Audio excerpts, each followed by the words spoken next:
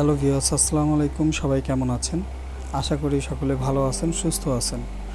সমুদ্রকন্যা কুয়াকাটার যতগুলো tourist spot আছে তার মধ্যে অন্যতম উল্লেখযোগ্য একটি স্থান হলো শ্রীমঙ্গল বৌদ্ধবিহার।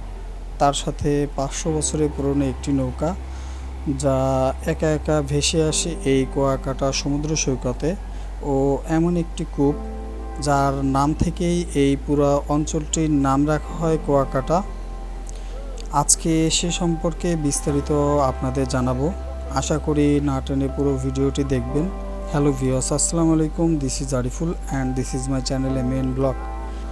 ভিউয়ার্স, আমি এখন আছি কুয়াকাটা পূর্ব বেড়িবাঁধ রোডে, আর আমার ঠিক সামনেই শ্রীমঙ্গল বৌদ্ধবিহারের অবস্থান। আসেন ভিতরে ঢোকা যাক। শ্রীমঙ্গল বৌদ্ধবিহারের এন্ট্রি ফি 20 টাকা। তাছাড়াও এখানে এন্ট্রি এক্সিট দুইটি। আমি প্রধান গেট দিয়ে প্রবেশ করলাম। পিছনের দিকটাতেও অন্য আরও একটি গেট আছে। ভিতরে ঢুকে হাতের ডান দিকটাতে একটু সামনের দিকে আগালেই এই মন্দিরটায় দেখতে পাবেন, যেটি দেখতে অনেক সুন্দর ও আকর্ষণীয়। দেখা যাক ভিতরে কি আছে। এই মূর্তিগুলো সম্ভবত বৌদ্ধ ধর্মাবলম্বীদের নেতাদের। আমরা এখন সেই ঐতিহাসিক কূপটির কাছে যাব। মুঘল শাসক দ্বারা বার্মা থেকে বিতাড়িত হয়ে আরাকানের রাখাইনিরা এই অঞ্চলে আসে ও এখানে বসবাস শুরু করে। পরবর্তীতে 1784 সালে আদিবাসী রাখাইনরা খাবার পানির জন্য এই কূপটি খনন করে। পরবর্তীতে এই কূপ থেকেই এই অঞ্চলের নাম কুয়াকাটা হয়ে যায়। কুয়ার ভিতরের পানিটা এখনও কতটা স্বচ্ছ ও পরিষ্কার। কূপটিও অনেক গভীর। আর এটি হলো দ্বিতীয় গেট। আপনি চাইলে এখান দিয়েও প্রবেশ করতে পারেন। এই পুরো বৌদ্ধ মন্দিরটা জুড়ে অনেক মূর্তিতে ভরা।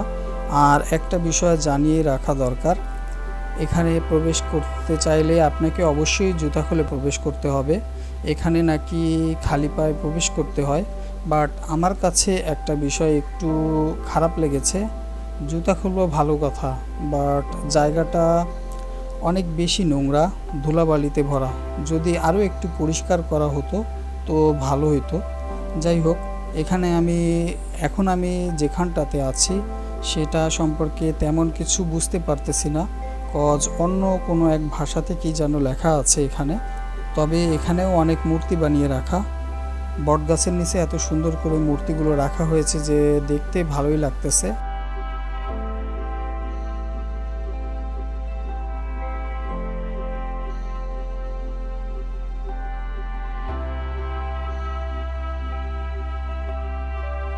এখন আমি আছি সেই মন্দিরটার সামনে। মন্দিরটির সামনে 3টি মূর্তি রাখা আছে।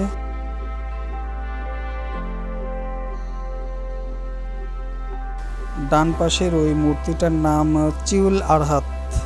তিনি হচ্ছেন রাখাইনদের রাজা। আর তার পাশে যে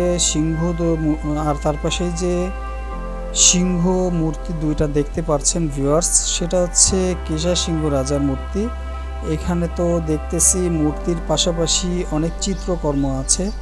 এই চিত্রকর্মগুলি এখানকার রাখাইনি বৌদ্ধ ধর্মাবলম্বীদের ইতিহাস ও ঐতিহ্য বহন করে। আরও একটা বিষয়, এই বৌদ্ধ মন্দিরে বৌদ্ধ ধর্মাবলম্বীদের সন্তানদের পাঠদান করা হয়। এই বেঞ্চ ও বই খাতা তারই প্রমাণ।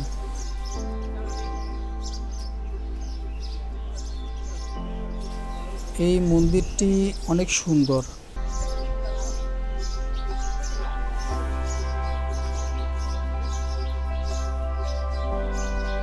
আর এটা হচ্ছে বৌদ্ধ গুরুর মূর্তি।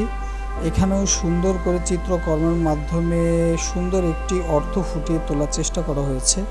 এখানে প্রথমে কাঠের মূর্তি ছিল, পরবর্তীতে এই মূর্তিতে আপডেট করা হয়।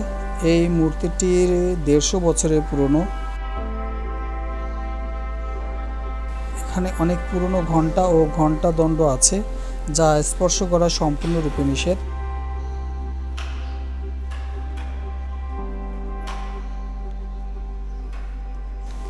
এই ছিল শ্রীমঙ্গল বৌদ্ধবিহারের সকল কিছু।